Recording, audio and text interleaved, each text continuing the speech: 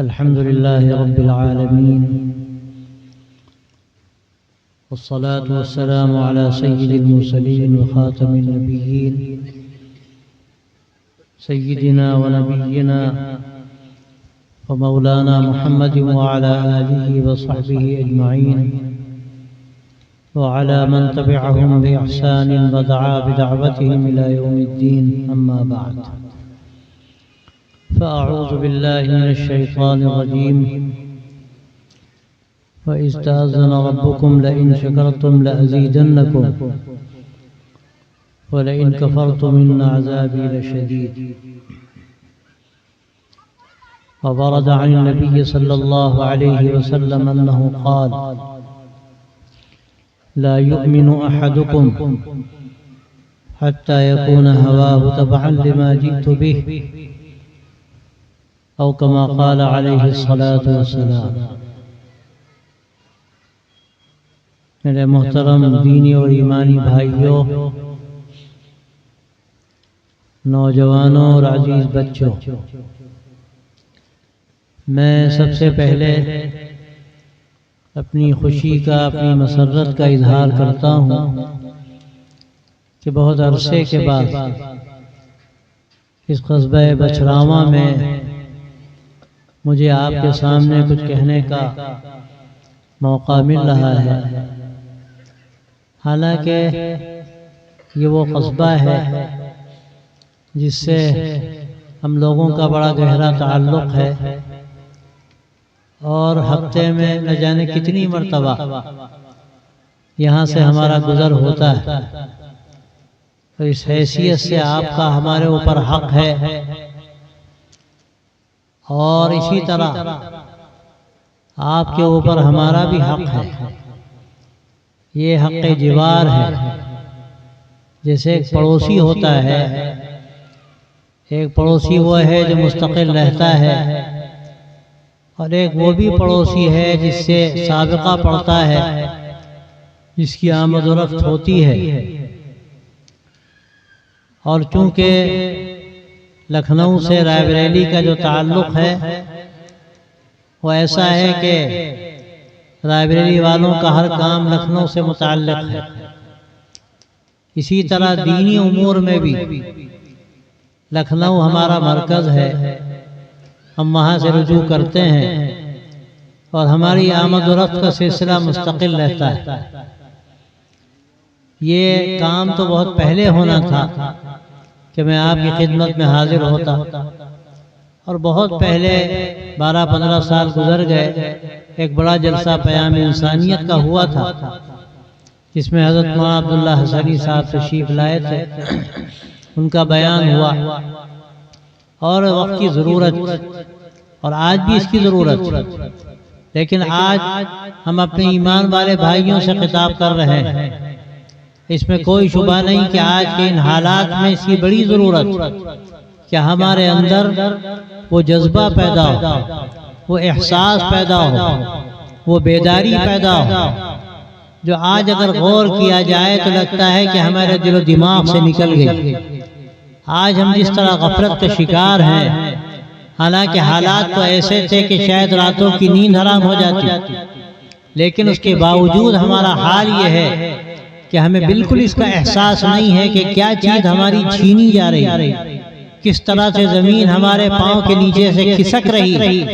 اور اگر خدا نخواستہ ہم نے تیاری نہ کی، ہمارے اندر بیداری پیدا نہ ہوئی، ہمارے اندر یہ احساس پیدا نہ ہوا کہ اللہ تبارک و تعالیٰ نے کیسی قیمتی چیز ہمیں دی، ایمان جو اللہ نے ہمیں اور آپ کو دیا، اللہ نے جو اپنی پہچان دی، اپنے نبی صلی اللہ علیہ وسلم کی امت میں ہمیں پیدا کیا، یہ کوئی معمولی اللہ کا فضل نہیں ہے. یہ اللہ کی ایسی نعمت ہے کہ اگر آپ کی جان دے دیں اس کے لیے تو کم.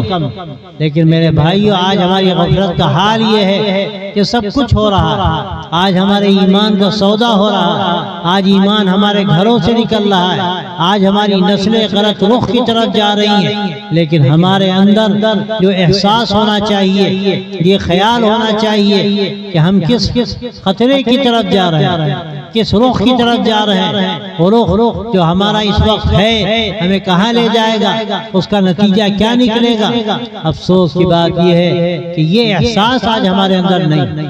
میں آپ سے صاف کہتا ہوں، اس وقت اس اجلاس کا سب سے بنیادی مقصد یہی ہے، اور ہماری حاضری کا بنیادی مقصد یہی ہے کہ ہم ایمان والے بھائی ہیں۔ یہ ہمارے لیے سب سے بڑی قیمتی چیز، یہ سب سے بڑا رشتہ ہے۔ سارے رشتے دنیا کے ختم ہو سکتے ہیں، لیکن ایمانی رشتہ ختم نہیں ہو سکتا۔ اللہ تبارک و تعالی نے جو ایمانی رشتہ ہمیں دیا، اس رشتے کا تقاضا یہ ہے کہ ہم ایک دوسرے کی فکر کریں، ہمارے اندر یہ احساس پیدا ہو کہ ہم اگر خطرے میں ہیں، ہمارا ایمان خطرے میں ہے، ہماری یہ توحید خطرے میں ہے، اللہ کے نبی صلی اللہ علیہ وسلم کی شریعت خطرے میں ہے، آپ کی دی ہوئی سنتیں خطرے میں ہیں، تو ہماری بڑی ذمہ داری ہے کہ اس کے لیے ہم اپنے اندر بیداری پیدا کریں، ہم اس کے لیے وہ اسباب اختیار کریں جن کی ضرورت ہے۔ آپ کا یہ مکتب اور آپ کا یہ مدرسہ حقیقت میں اسی ضرورت کی ایک تکمیل ہے، اور اسی کے لیے یہ مدرسہ قائم ہوا، یہ مکتب قائم ہوا۔ لیکن یاد رکھیے کہ تنہا ایک مکتب کافی نہیں ہے، آپ کو توجہ دینے کی ضرورت ہے۔ جب تک کہ گھر گھر کا ایک فرد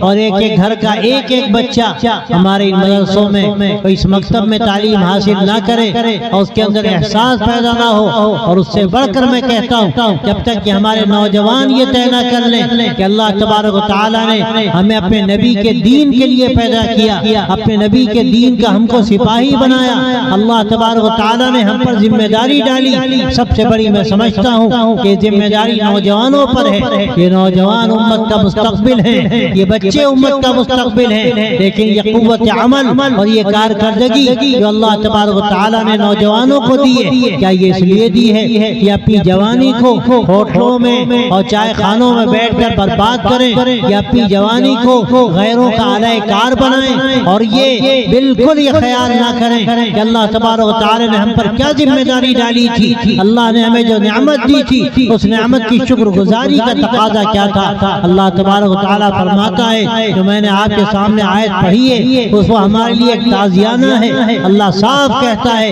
وَإِسْتَأْذَنَ رَبُّكُمْ لَئِن شَكَرْتُمْ لَأَزِيدَنَّكُمْ۔ جب آپ کے رب نے یہ اعلان کر دیا کہ یاد رکھو کہ اگر تم شکر کرو گے، احسان مانو گے تو ہم نعمت میں اضافہ کریں گے، اور اگر تم ناشکری کرو گے تو یاد رکھو ہمارا عذاب بڑا سخت ہے۔ یہ نعمت کیا ہے؟ اللہ تبارک و تعالی نے کون سی نعمت ہے جو ہمیں نہیں دی؟ اللہ نے ہمیں طاقت دی، اللہ نے ہمیں جوانی دی، اللہ نے ہم کو بینائی دی، اللہ نے ہمیں طاقتیں جس کی ہمیں ضرورت ہوتی ہے وہ طاقتیں دی، اللہ نے ہمیں کھانے پینے کا سامان دیا، اللہ نے ہمارے لیے یہ فضا سازگار کی۔ اگر اللہ کا فیصلہ ہو جائے اور یہ آکسیجن کا جو توازن ہے یہ قائم نہ رہے، ہم سانس نہیں لے سکتے۔ یہ ساری اللہ کی نعمتیں ہیں، اور یہ نعمتیں اتنی زیادہ ہیں، اللہ صاف کہتا ہے وَإِن تَعُدُّوا نِعْمَتَ اللَّهِ لَا تُحْصُوهَا، کہ اگر تم اللہ کی نعمتیں شمار کرنے لگو تم شمار نہیں کر سکتے۔ لیکن یاد رکھیے ان تمام نعمتوں میں جو سب سے بڑی نعمت ہے، جو نعمت آپ کا امتیاز ہے، جو نعمت اللہ نے ایمان والوں کو دی،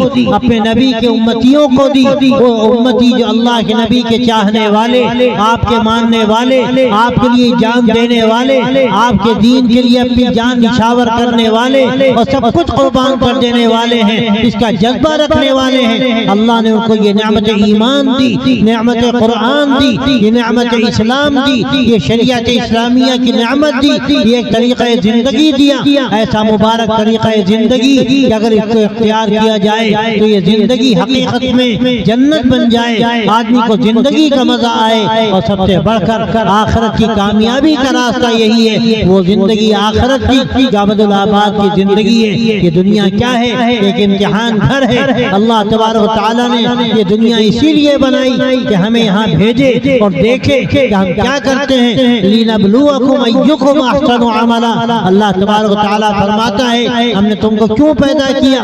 تاکہ ہم تمہیں آزمائیں اور تمہیں دیکھیں کہ تم میں کون ہے جو اچھے کام کرتا ہے، اللہ کو راضی کرنے والے کام کرتا ہے، جو کامیابی کے راستے پر چلتا ہے، اللہ کی رضا کی فکر کرتا ہے، اور وہ ہمیشہ اس خیال میں رہتا ہے کہ کہیں ہم کہیں ایسے راستے پر نہ پڑ جائیں جو ہمیں ہلاکت کے غار کی طرف لے جائے. تو بھائیو دوستو، یہ اصل فکر ہے. اللہ نے جو نعمت ایمان کی دی، اس کا احساس پیدا ہو کہ کیا شکر کے جذبات ہیں ہمارے اندر. کیا یہ نعمت اللہ نے ہمیں کسی مشقت کے بعد دی، کسی طلب کے بعد دی، کسی قربانی کے بعد دی؟ ہمیں اللہ نے ایسے گھر میں پیدا کر دیا جو ایمان والا گھر تھا، جو کلمے والا گھر تھا، اللہ کے نبی کا ماننے والا گھر تھا. اگر اللہ کہیں ایسے گھر میں پیدا کرتا جہاں شرک ہوتا، جہاں کفر ہوتا، جہاں بتوں کی پوجا ہوتی، جہاں غیر اللہ کے سامنے ماتھا ٹیکا جاتا، جہاں غیروں کے سامنے ہاتھ پھیلائے جاتے، اس کے بعد کیا ہوتا؟ کیا ہمیں ایمان ملتا؟ کیا اللہ کی توحید ملتی؟ کیا اللہ کے نبی کی غلامی کا شرف ملتا؟ ہم اس سے محروم رہتے. لیکن اللہ یہ نعمت ہمیں دے رہا ہے. اللہ نے ہمارے گھروں میں یہ ایمان ہم کو دیا. ہمیں ایسے گھروں میں اللہ نے پیدا کیا جہاں ایمان ہے، جہاں سب کچھ ہے. اس کے بعد اگر خدا نہ خواستہ ہمارے اندر وہ جذبہ پیدا نہ ہوا، شکر کے جذبات پیدا نہ ہوئے، اور ہم نے یہ طے نہ کیا کہ اللہ نے اتنی بڑی ہمیں نعمت دی، ایسی قیمتی چیز دی، اگر خدا نہ خواستہ ہم نے ناشکری کی، اگر ہم نے اس کی قدر نہ کی، اگر ہمارے اندر اس کے سمجھنے کا، اس پر عمل کرنے کا، اپنی زندگی اس کے مطابق بنانے کا جذبہ پیدا نہ ہوا، تو یاد رکھیے یہ انتہائی خطرناک بات ہے. اللہ تعالیٰ صاف کہتا ہے کہ اگر تم احسان نہیں مانتے اور ناشکری کرتے ہو تو یاد رکھو ہمارا عذاب بڑا سخت ہے. عذاب کیا ہے؟ اللہ نعمت چھین لیتا ہے. اللہ جو نعمت دینے والا ہے وہ نعمت چھیننے والا ہے. اور آپ دیکھ رہے ہیں آج اس وقت حالات کیا ہیں اس ملک کے، ساری دنیا کے، ہمارے اس قصبے کے، ہمارے اس ضلع کے، کیا ہو رہا ہے. آج ہماری بچیاں، ہمارے یہ بچے کس طرح ابتدائی کگار پر ہے، اور اس وقت کگار ہی پر نہیں. کتنے واقعات پیش آتے ہیں کہ وہ مرتد ہو رہے ہیں، ایمان سے بے بہرا ہو رہے ہیں. ایمان کی جیسی نعمت اس سے بڑھ کر کیا چیز ہو سکتی تھی؟ جان رہے یا نہ رہے، اللہ نے ہمیں یہ جان دی کہ جان اس دنیا کی حد تک ہے، لیکن ایمان کا فائدہ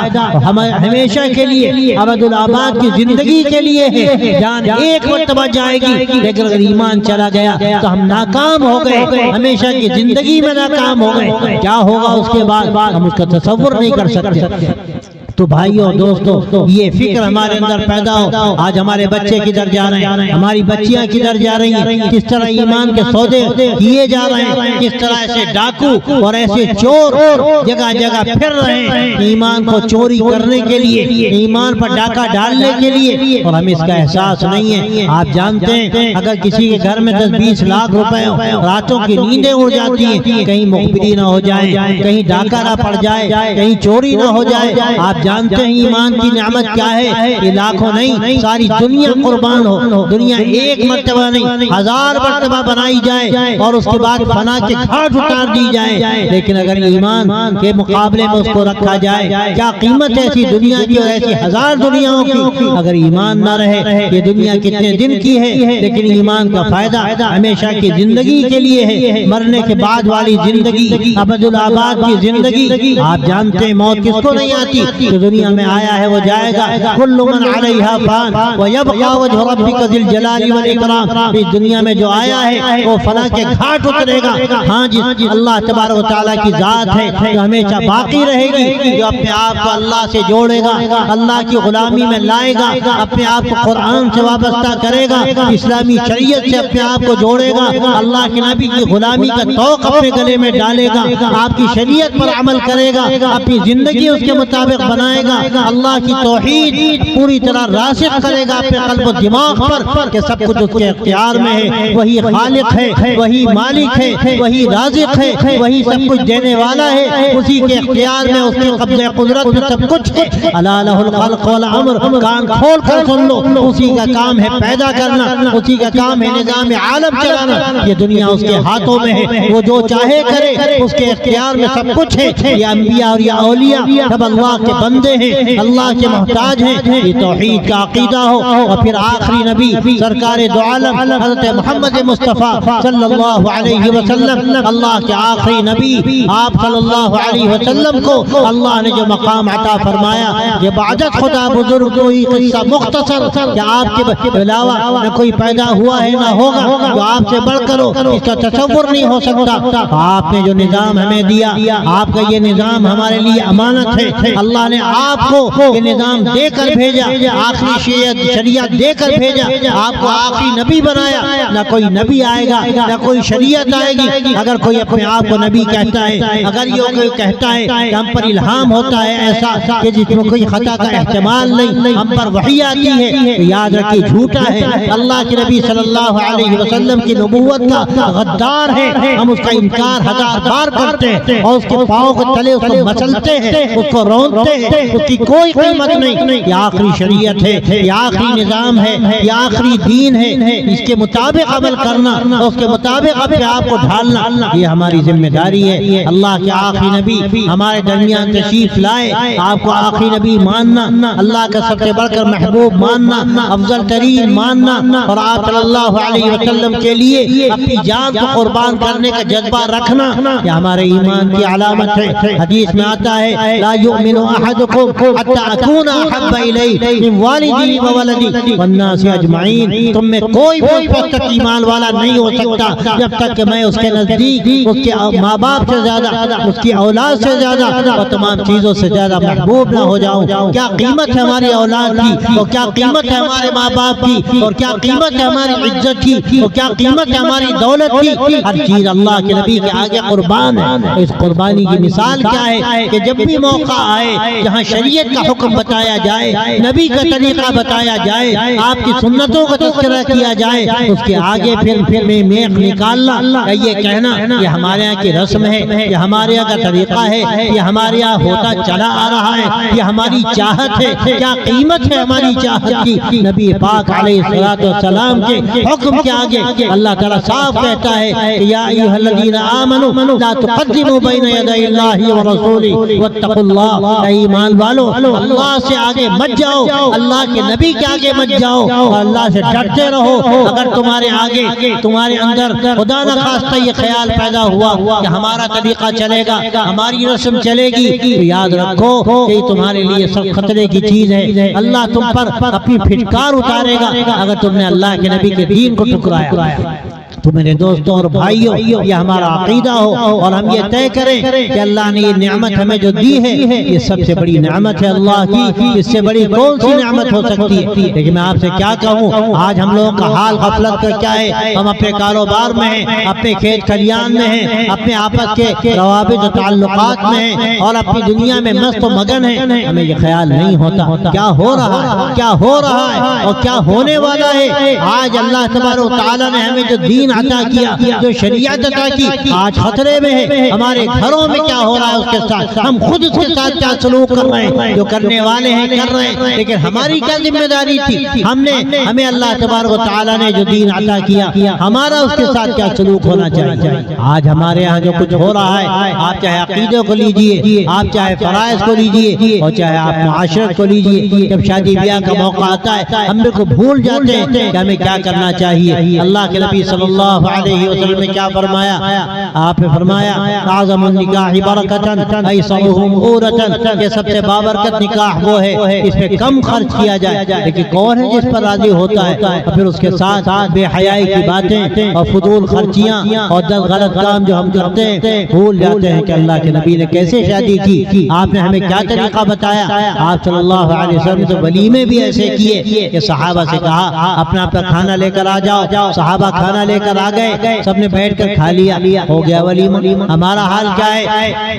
ولیمہ کرنے کے لیے سنت کے نام پر ہم بینکوں سے لون لیتے ہیں۔ حدیث میں آتا ہے کہ اگر کوئی سودی قرض لیتا ہے، بلکہ یوں حدیث میں آتا ہے کہ اگر کوئی سود لیتا ہے یا سود دیتا ہے یا سود لکھتا ہے یا اس پر گواہ بنتا ہے، ایسے لوگوں پر خدا کی پھٹکار ہے۔ اللہ کے نبی صلی اللہ علیہ وسلم کہتے ہیں خدا کی پھٹکار، اللہ کی لعنت ہے اس پر۔ ظاہر ہے اللہ کی لعنت، اللہ کے نبی کی لعنت، اس کے بعد کیا رہ جائے گا؟ ہمیں توبہ کرنی چاہیے، تمام باتوں سے جس کے نتیجے میں ہم گرتے چلے جا رہے ہیں۔ آج ہمارے سماج میں نشے کی لت ہے، ہمارے نوجوان نشے کی طرف جا رہے ہیں، حالانکہ حدیث میں آتا ہے الخمر جماع الاسم، یہ شراب کیا ہے، نشہ کیا ہے، یہ ہزار برائیوں کی جڑ ہے۔ آدمی جب نشے کی طرف جاتا ہے تو جھگڑے ہوتے ہیں، لڑائیاں ہوتی ہیں، قتل ہوتا ہے، اور نہ جانے کیا کیا ہوتا ہے، مقدمے بازیاں ہوتی ہیں، زمینیں بیچ دی جاتی ہیں، اور آدمی ایسی بے حیائیوں میں پڑ جاتا ہے اس کا تصور مشکل۔ ہمارے نوجوان توبہ کریں اور طے کریں ہمیں نشے سے باز رہنا ہے۔ ہمارے دوستوں میں اگر خدا نخواستہ کوئی ایسا ہے جو نشے کی طرف جا رہا ہے، ہم سمجھائیں گے اس کو، تم کیا کر رہے ہو، اپنے آپ پر ظلم کر رہے ہو، تم اپنی جان پر ظلم کر رہے ہو، اپنے گھر والوں پر ظلم کر رہے ہو، اس کا نتیجہ کیا ہوگا، تم تباہی کے راستے پر جاؤ گے۔ ہمیں توبہ کرنی ہے نشے سے، جوئے سے، سٹے سے، تمام غلط کاموں سے، موبائل کے غلط استعمال سے، بے حیائی کی چیزیں اگر اس میں ہم دیکھتے ہیں خدا نخواستہ تو ہم اپنے آپ کو ہلاکت کے غار میں گراتے ہیں، ہم اپنے آپ کو ہلاکت کے غار میں گراتے ہیں۔ آپ یاد رکھیے کہ بعد مرتبہ آدمی خود چاہتا ہے تو غلطی سے بچ جائے، لیکن دلدل ہے دلدل کہ آدمی جب دلدل میں دھستا ہے تو دھستا چلا جاتا ہے۔ اس لیے میرے دوستوں، میرے بھائیوں، آپ کا یہ اجلاس آپ کو پیغام دیتا ہے، آپ کو پیغام دیتا ہے، اس پورے قصبے کو پیغام دیتا ہے۔ آج کی اس مبارک رات میں طے کیجئے کہ انشاءاللہ اپنی زندگی کو بدلنا ہے، ہمیں ایمان کی حمیت پیدا کرنی، اللہ کے دین کے لیے اپنے آپ کو کھپانا ہے، قربانی دینی ہے۔ ہمارے نوجوان کھڑے ہو جائیں اور یہ طے کریں کہ ہمارے جیتے جی اس قصبے میں غلط کام نہیں ہوں گے، یہاں بے حیائی ہو، یہاں لوگ غلط راستے پر جائیں، خدا نخواستہ یہاں ابتداء کے واقعات پیش آئیں، ہماری یہ نسل غلط راستے پر جائے، خدا نخواستہ وہ شرک کے راستے پر جائے، وہ مورتی کے سامنے ہاتھ جوڑے یا غلط کام کرے۔ میرے دوستوں، میرے بھائیوں، اگر خدا نخواستہ یہ باتیں پیدا ہونے لگی تو ہمارے لیے سوائے ہلاکت کے کچھ نہیں، اور پھر خدا نخواستہ اگر ہم ایسے ہی غفلت میں پڑے رہے تو بعد میں ہماری آنکھیں کھلیں گی تو شاید ہم کچھ نہیں کر سکتے۔ اس لیے آج موقع ہے، اگر آج ہم بیدار ہوئے، اپنے مدرسوں کو آباد کیا، اپنے مکتب کو آباد کیا، اپنی مسجدوں کو ہم نے آباد کیا، اپنے گھروں کو ہم نے تلاوت سے آباد کیا، دین کی تعلیم سے آباد کیا، شریعت کے احکامات سے آباد کیا، تو یاد رکھیے اللہ تعالیٰ کی مدد ہوگی۔ اور اللہ نے صاف کہا کہ اگر تم احسان مانو گے ہم اضافہ کریں گے۔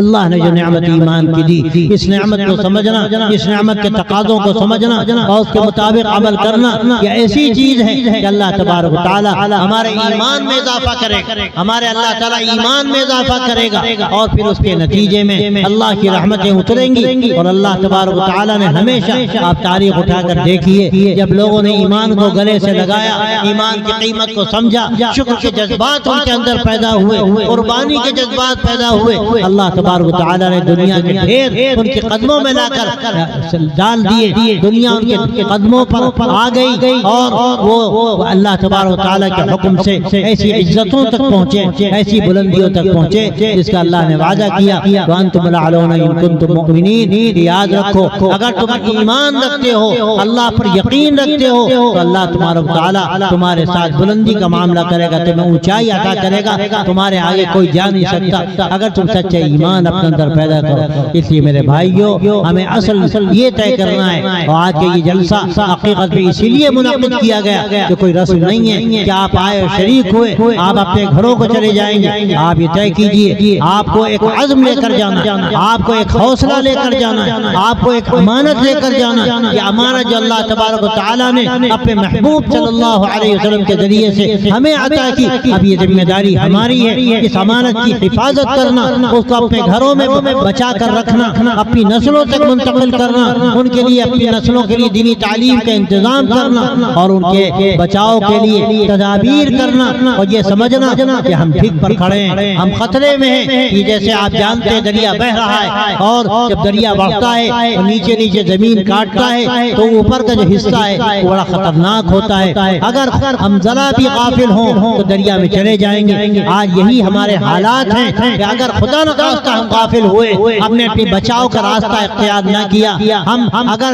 یہ خطرات جو ہمارے سامنے ہیں ان خطرات سے اپنے لیے ہم نے اپنے بچاؤ کی تدابیر نہ کی تو یاد رکھیے کوئی دنیا کی طاقت بچا نہیں سکتی۔ لیکن اگر آپ نے طے کیا کہ ہمیں انشاءاللہ اپنی حفاظت کرنی ہے، اپنی نسلوں کی حفاظت کرنی ہے، ہمیں دین کی حفاظت کرنی ہے، ہم اس قصبے میں انشاءاللہ ایمان کی شمع روشن کریں گے، ایمان کی بادیں بہاری چلائیں گے۔ ہمارے نوجوان طے کریں، ہمارے ذمہ دار طے کریں، ہمارے بڑے جو یہاں پر بیٹھے وہ طے کریں، ہماری خواتین اگر وہاں تک آواز جا رہی ہے وہ طے کریں کہ ہمیں اللہ تبارک و تعالیٰ نے اپنے نبی صلی اللہ علیہ وسلم کی امانت کا امین بنایا۔ آج ہم پر ذمہ داری ہے کہ حضور پاک علیہ السلام کی اس امانت کو ہم محفوظ رکھیں، اس کی قدر کریں، اس سے فائدہ اٹھائیں اور اس کو اپنے گھروں میں مضبوط و مستحکم کریں کہ کہیں اس امانت میں ہم خائن قرار نہ دیے جائیں اور اللہ کے نبی صلی اللہ علیہ وسلم کے آگے ہمیں خدا نخواستہ کہیں ہمیں ایسا نہ ہو کہ بہت زیادہ رسوا ہونا پڑے اور آپ صلی اللہ علیہ وسلم کے سامنے ہمیں شرمندہ ہونا پڑے۔ اس لیے میرے بھائیو دوستو آپ یہ طے کر لیجئے کہ ہم یہاں سے انشاءاللہ ایک نئے عزم حوصلے کے ساتھ جائیں گے، اپنی زندگی کو بدلیں گے، اپنے اندر بہتر اخلاق پیدا کریں گے، آپس میں محبتیں پیدا کریں گے۔ عام طور پر یہ ہوتا ہے قصبوں میں آپس کے جھگڑے ہوتے ہیں، لڑائیاں ہوتی ہیں، مقدمے بازیاں ہوتی ہیں، اس سے ہمارے اندر جو بگاڑ پیدا ہوتا ہے اور ہم جن خطروں میں پڑتے ہیں میرے دوستوں میرے بھائیوں یہ ہمارے لیے بہت ہی خطرناک بات ہے۔ ہم یہ طے کریں ہم ایک ہو کر رہیں گے، اپنے کو مٹا دیں گے اللہ کے دین کے لیے، اللہ کے نبی کے لیے، آپ کی شریعت کے لیے ہماری ناک اونچی ہو جائے، ہم دوسرے کے سامنے کیسے جھک جائیں۔ حدیث میں آتا ہے ما تواضع احد للہ الا رفعہ اللہ، جو اللہ کے لیے جھکتا ہے اللہ تبارک و تعالی اس کو سربلندی عطا فرماتے ہیں۔ ہم یہ طے کریں کہ اگر جھگڑا ہو گیا ہم توبہ کرتے ہیں، ہم معافی مانگ لیں گے، ہم سے غلطی ہوئی ہم جھک جائیں گے، جو حق ہم نے خدا نخواستہ اگر مارا ہے ہم حق ادا کریں گے۔ وراثت کی تقسیم کا مسئلہ بڑا اہم مسئلہ ہے، عام طور سے جھگڑے یہی پیدا ہوتے ہیں، کسی کا انتقال ہوا اللہ سب کو عمریں دے، لیکن بہرحال دنیا سے جانا ہے، اب اس کے انتقال کے بعد اس کی وراثت کو شریعت کے مطابق تقسیم کرنا ہے، اس کا کیا حق ہے اللہ قرآن مجید میں بیان کر چکا، ہمیں وہ حق دینا ہے۔ اگر خدا نخواستہ اب تک ہم نے حق نہیں دیا، یہی طے کیجئے کہ ہم شریعت کے مطابق حق ادا کریں گے، حق والے کو حق دیں گے۔ آپ جب حق ادا کریں گے انشاءاللہ جھگڑے خود بخود ختم ہو جائیں گے۔ کسی کا حق مارنا، زمین پہ قبضہ کر لینا یہ کوئی معمولی چیز نہیں۔ حدیث میں آتا ہے اگر کسی کی ایک بالی زمین کوئی ہڑپ کرتا ہے کل قیامت میں وہ زمین 7 طوق بنا کر اس کے گلے میں ڈالی جائے گی اور اللہ تبارک و تعالیٰ برسر عام اس شخص کو رسوا کرے گا۔ اگر کسی نے کسی کا جانور ہڑپ کر لیا وہ جانور اس کے سر پہ لادا جائے گا اور وہ چلے گا قیامت میں اور جانور چیخ رہا ہوگا اور دنیا دیکھے گی چور ہے یہ چور ہے اور خائن ہے۔ اللہ اس دن سے ہماری حفاظت کرے، دنیا میں جو جس کا حق ہے حق ادا کر دیا جائے، اللہ تعالیٰ اس دن سے بچائے کہ جب ہم حق ادا کرنا چاہیں گے تو ہم حق ادا نہیں کر سکتے، آج ہم حق ادا کر سکتے ہیں۔ اس لیے ہم یہ طے کریں ہمیں جس کا جو حق ہے وہ ادا کرنا ہے، ہمیں معاملات صاف کرنے، اگر خدا نخواستہ لڑائی جھگڑے ان لڑائی جھگڑوں کو چکانا ہے اللہ کے لیے ایک ہو کر ہم انشاءاللہ اگر دین کے لیے محنت کریں گے اور ادارے دین کے قائم کریں گے اور ایک دوسرے کی مدد کریں گے اور اچھے اخلاق اختیار کریں گے، اللہ کی کیسی مدد ہوگی آپ سوچ نہیں سکتے۔ اور دیکھیے اسلامی اخلاق کا بھی خیال رکھنے کی ضرورت ہے۔ اللہ تبارک و تعالیٰ نے اپنے محبوب صلی اللہ علیہ وسلم کے بارے میں فرمایا وَإِنَّكَ لَعَلَىٰ خُلُقٍ عَظِيمٍ، آپ اخلاق کے اعلیٰ ترین معیار پر ہیں۔ حضور پاک علیہ السلام کا نمونہ زندگی ہمارے لیے آخری درجہ ہے، اسی پر چلنے میں نجات ہے۔ اس سے ہٹ کر اگر کوئی اپنے لیے راستہ اختیار کرتا ہے تو یاد رکھیے وہ کبھی بھی کامیاب نہیں ہو سکتا۔ اللہ کے نبی کے جو اخلاق ہیں، کس طرح آپ نے معاف کیا، کس طرح آپ نے درگزر کیا، جو آپ کے خون کے پیاسے تھے آپ نے ان کو بھی معاف فرمایا۔ اور ہمارا حال یہ ہے کوئی ذرا ترچھی نگاہ سے دیکھ لے ہم آنکھ نکالنے کے لیے تیار ہو جائیں، کوئی ہمیں ذرا گالی دے کر دیکھے ہم گولی مارنے کو تیار ہو جائیں، کوئی ذرا سے ہمیں تکلیف پہنچا دے ہم مقدمہ دائر کرنے کے لیے تیار ہو جائیں۔ میرے دوستوں میرے بھائیوں یہ اللہ کے نبی کے ماننے والوں کا طریقہ نہیں ہے، ہمیں اللہ کے نبی کے طریقے کو اختیار کرنا ہے کہ یہی ہماری کامیابی کی ضمانت ہے۔ ہم یہ طے کریں کہ خدا نخواستہ ہم نے دوسروں کو دکھ دیا، آج سے ہم کسی کو انشاءاللہ دکھ نہیں دیں گے، ہم ہر ایک کے لیے سراپا رحمت بن جائیں گے. حدیث میں آتا ہے المسلم من سلم الناس من لسانه ويده. صحیح مسلمان وہ ہے کہ جس کی زبان سے اس کے ہاتھ سے تمام لوگ محفوظ رہیں. ہم کسی کو تکلیف نہ دیں, وہ مسلمان ہو یا ہندو ہو یا کوئی بھی ہو, انسانی بھائی ہے. ہم ہر ایک کی فکر کریں, ہم ضرورت مندوں کے کام آئیں, ہم غریبوں کی مدد کریں, ہم مریضوں کا جا کے علاج کرائیں, ہم ان کی تیمارداری کریں, ہم چھوٹوں پہ شفقت کریں, ہم بڑوں کا احترام کریں. ہم یہ اخلاق سکھائے گئے. ہم یہ اخلاق بھی انشاءاللہ اگر اپنے اندر پیدا کریں گے تو آپ دیکھیں گے اللہ تبارک و تعالیٰ کیسی مدد فرماتا ہے. میرے دوستوں, میرے بھائیوں, آج یہ جلسہ آپ کو اسی لیے آپ کو یہاں بلایا گیا, اور جلسہ یہ پیغام دیتا ہے ہم یہاں سے یہ سوچ کر جائیں, طے کر کے جائیں کہ انشاءاللہ ایک نئی بہار آئے گی, ایک نئی زندگی انشاءاللہ ہم لے کر جائیں گے, اور یہ آج کے بعد سے ایک نیا ماحول پیدا کریں گے. ہمارے نوجوان طے کر لیں کہ آج کے بعد سے انشاءاللہ گلیوں میں غلط کام نہیں ہوں گے. کوئی آ کر سودی کاروبار کے لیے ہمیں آمادہ کرے گا, ہم ہرگز نہ سود لیں گے نہ دیں گے. اگر کوئی ہمیں نشے پر آمادہ کرے گا, ہم توبہ کرتے ہیں, 1000 بار توبہ کرتے ہیں, ہم ہرگز نشے کے قریب نہیں جائیں گے, کسی غلط کام کے قریب نہیں جائیں گے,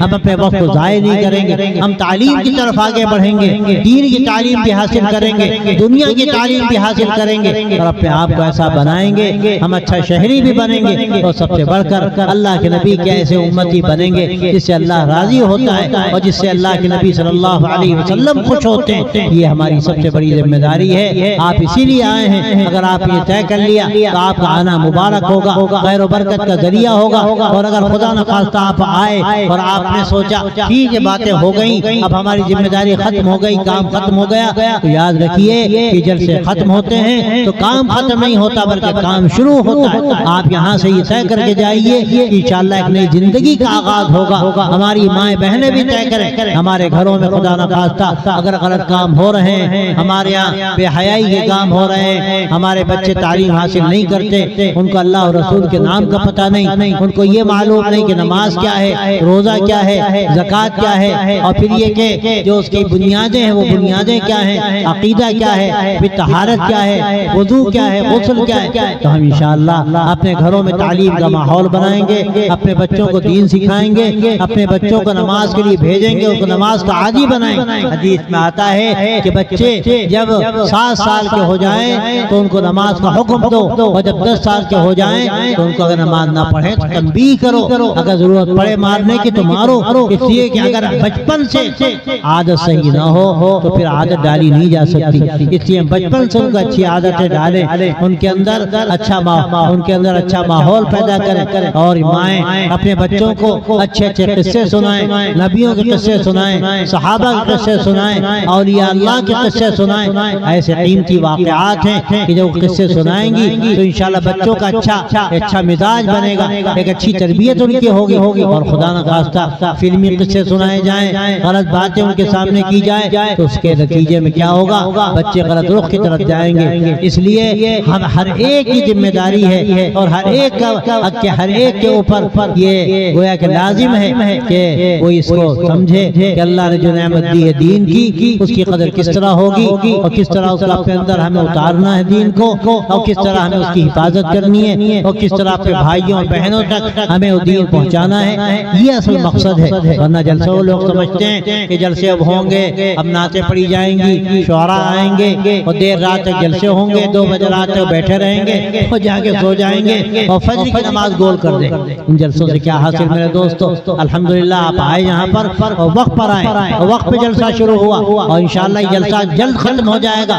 تاکہ آپ جائیے ایک جذبے کے ساتھ جائیے, اپنے گھروں میں جائیے, اپنی بچیوں سے, اپنی بیویوں سے, اپنی بہنوں سے, اپنی ماؤں سے آپ یہ جا کر تذکرہ کیجئے. ہم دین کی بات سن کر آئے, اللہ کے نبی کا تذکرہ سن کر آئے, ہم اللہ کے احکامات سن کر آئے. ہم نے طے کیا انشاءاللہ ہم اپنے گھروں کو بدلیں گے, اپنے قصبے کو انشاءاللہ ہم بدلیں گے, ایک اچھا ماحول پیدا کریں گے. اور میں آپ سے وعدہ کرتا ہوں آپ جب بلائیں گے انشاءاللہ ہم آئیں گے. ہم سے یہاں سے گزرتے رہتے ہیں, جب بھی موقع ہوگا کبھی دین کی بات ہو جائے گی, اور بھی کوئی ہمارے ماشاءاللہ علماء ہیں وہ آئیں گے اور دین کی باتیں کہتے رہیں گے, آپ کو سناتے رہیں گے کہ دین کا ماحول فائدہ پہنچاتا ہے, دین کی باتیں فائدہ پہنچاتی. قرآن میں آتا ہے وذکر فإن الذکریٰ تنفع المؤمنین, کہ آپ یاد دہانی کراتے رہیے, یاد دہانی سے فائدہ ہوتا ہے ایمان والوں. تو یہ یاد دہانی کرانا اور دین کی باتیں یہ ہم سب کے لیے بہت انشاءاللہ مفید ہوں گی. لیکن میرے دوستوں میرے بھائیوں ایمان جب رہے گا جب اللہ کا دین رہے گا اللہ کے نبی کی اطاعت رہے گی اللہ کے نبی کے دین کے لیے جان کھپانے کا جذبہ رہے گا. میں نے جو حدیث آپ کے سامنے پڑھی اس میں اللہ تعالیٰ اللہ تبارک اللہ کے نبی صلی اللہ علیہ وسلم نے یہی بات ارشاد فرمائی کہ لا یؤمن احدکم حتی یکون ہواہ تبعا لما جئت بہ کہ تم میں کوئی بھی اس وقت تک ایمان والا نہیں ہو سکتا جب تک کہ وہ اپنی خواہشات کو اس چیز کے تابع نہ کر لے جس کو میں لے کر آیا. حضور پاک فرماتے ہیں صلی اللہ علیہ وسلم بس ہم یہ طے کر لیں کہ حضور کے طریقے پر چلنا ہے آپ کے فرمان پر چلنا ہے اور تمام غلط کاموں سے توبہ کرنی ہے اور ایک نیا ماحول پیدا کرنا ہے. انشاءاللہ اگر آپ طے کر لیا آپ دیکھیں گے اس کے کیسے نتائج آپ کے سامنے آئیں گے. آپ کو زندگی کا مزہ آئے گا. میں صاف کہتا ہوں آپ سے آپ تجربہ کر کے دیکھیے آپ دین پر چلیں گے اچھا ماحول پیدا کریں گے مل جل کر رہیں گے آپ کو زندگی کا مزہ آئے گا. اور خدا نخواستہ یہ طریقہ جو ہم نے اختیار کر لیا ادھر ان کا منہ ادھر ان کا منہ ادھر جھگڑا ادھر کا جھگڑا اور پھر نہ نماز کا ہوش نہ اور دینی احکامات کا ہوش اور جو کام ہمارے شادی بیاہ کے غیروں کی طرح شادی کر رہے ہیں ذرا بھی احساس نہیں ہوتا کہیں ذرا بھی پتہ نہیں چلتا کہ مسلمان کی شادی ہے کہ کسی اور دوسرے کی شادی. میرے بھائیوں پہ اس کا کیا نتیجہ نکلے اس سے ہمیں جو زندگی ہم گزار رہے ہیں ہمیں اس زندگی میں کوئی مزہ نہیں. زندگی کا مزہ جب ہے جب شریعت پر انشاءاللہ ہم عمل کریں گے. اللہ تبارک و تعالیٰ آپ کی جمع ہونے کو قبول کرے.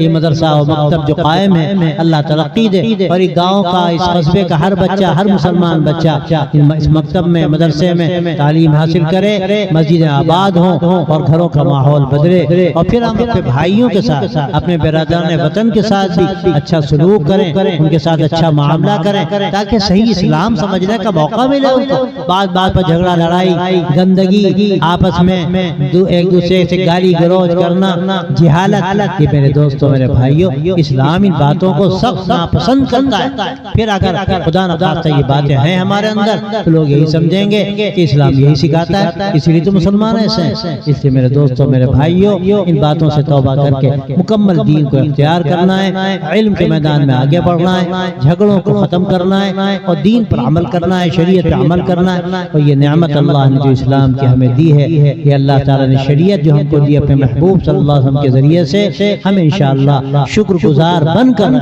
اور شکر گزاری یہ ہے کہ جو کہا جائے وہ کرنا ہے. اللہ کے نبی کی غلامی کا طور جو ہم نے ڈالا اس سے بڑھ کے کون سا شرف ہے. اور یہ جب مکمل ہوگا جب ہم پوری طرح شریعت پر عمل کریں اللہ کے نبی صلی اللہ علیہ وسلم کے طریقوں پر عمل کریں آپ کے دیے ہوئے نظام کو اپنے لیے آخری نظام سمجھیں اور سب کچھ اس کے لیے قربان کرنے کے لیے انشاءاللہ تیار ہوں. آپ دیکھیں گے اس کے کیسے نتائج نکلتے ہیں. اپنی بچیوں کے لیے تعلیم کا انتظام کریں.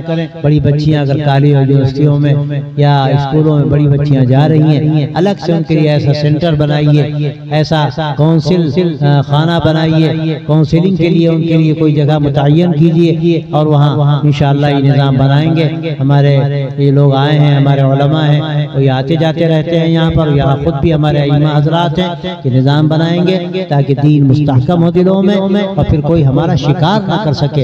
بلکہ اللہ نے تو ہمیں اس لیے بھیجا تھا ہم دوسروں کو دینے والے اللہ نے ہمیں دینے کے لیے پیدا کیا ہمیں لینے کے لیے پیدا نہیں کیا. ہم دینے والے لوگ کہ دینے کا جذبہ پیدا ہو انشاءاللہ. ایمان بھی ہم دیں گے شریعت بھی ہم دیں گے زندگی کا راستہ بھی ہم دیں گے اور انشاءاللہ زندگی کی ضرورتیں بھی ہم دینے والے بنیں گے. اس کے ذریعے سے انشاءاللہ اچھا ماحول بنے گا اور آپ دیکھیں گے پھر زندگی کا ایک لطف آئے گا ایک مزہ آئے گا. اللہ تعالیٰ آپ کو توفیق دے آپ کے آنے کو اللہ قبول کرے اور خیر و برکت کا اللہ جل سے ذریعہ بنائے. وآخر دعوانا ان الحمدللہ. اللهم صل على سيدنا ونبينا ومولانا محمد وعلى آله وصحبه أجمعين. ربنا تقبل منا إنك أنت السميع العليم وتب علينا إنك أنت التواب الرحيم. رب وفقنا لما تحب وترضى واجعل آخرتنا خيرا من الأولى. اللهم أحسن عاقبتنا في الأمور كلها وأجرنا من خزي الدنيا وعذاب الآخرة. يا حي يا قيوم يا ذا الجلال والإكرام يا أرحم الراحمين. اے اللہ اس جلسے کو قبول فرما سب کے جمع ہونے کو قبول فرما اے اللہ اس پورے قصبے کے لیے اس کو خیر و برکت کا جلسہ بنا دے، ایک نئی ایمان کی باد بہاری چلا دے، دلوں میں ایمان کا سودا سما دے۔ یا اللہ ایمان کو ہمارے دلوں میں راسخ فرما دے، ہماری نسلوں میں ایمان کو راسخ فرما دے۔ اے اللہ ہمیں خود بھی صحیح دین پر عمل کرنے کی توفیق عطا فرما، ہر طرح کے غلط کاموں سے ہماری حفاظت فرما۔ یا اللہ ہمارے عقائد کی بھی اصلاح فرما، عبادات میں ترقی عطا فرما، ہمارے معاملات کو شریعت کے مطابق بنا، تعلقات کو استوار فرما، ہمارے ظاہر و باطن کی اصلاح فرما، ظاہر کو اتباع شریعت سے آراستہ فرما اور باطن کو اپنی معرفت و محبت سے معمور و منور فرما۔ امراض ظاہری سے بھی ہمیں شفا عطا فرما، امراض باطنی سے بھی شفا عطا فرما۔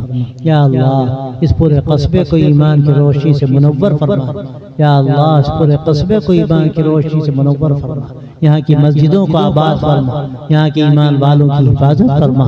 یا اللہ ان کے جان و مال کی حفاظت فرما، ان کی جان و مال میں، ان کی عزت و آبرو میں برکت عطا فرما، حفاظت فرما۔ یا اللہ ان کے ایمان کی حفاظت فرما، اس میں برکت عطا فرما، اور جو دنیا سے جا چکے ایمان کے ساتھ ان سب کی مغفرت فرما، جو یہاں مدفون ہے یا اللہ ان سب کی مغفرت فرما، ان کے درجات کو بلند فرما۔ یا اللہ پوری امت مسلمہ کی حفاظت فرما، عالم اسلام کی حفاظت فرما۔ یا اللہ حرمین شریفین کی حفاظت فرما، مسجد اقصی کی حفاظت فرما۔ یا اللہ مظلوموں کی مدد فرما، ان کے لیے غیب سے ایسے راستے کھول دے کہ اللہ اس کے ذریعے سے ان کی پریشانیاں دور ہوں۔ یا اللہ اس ملک میں اہل ایمان کی حفاظت فرما، اس ملک کی حفاظت فرما، یہاں کے رہنے والوں کی حفاظت فرما، مسجدوں کی حفاظت فرما، مراکز کی حفاظت فرما، دین کے کام کرنے والوں کی حفاظت فرما۔ یا اللہ جو بیمار ہوں سب کو شفا عطا فرما، جو پریشان حال ہوں کی پریشانی دور فرما، جو مقروض ہوں قرض کی ادائیگی کی صورتیں پیدا فرما، جو ناحق قید و بند میں ان کے خلاصی کے اسباب پیدا فرما۔ یا اللہ جن کی شادیاں نہیں ہوئی کو بہتر جوڑے عطا فرما، جن کی اولاد نہیں اولاد صالح عطا فرما، سب کے ساتھ فضل و کرم کا معاملہ فرما۔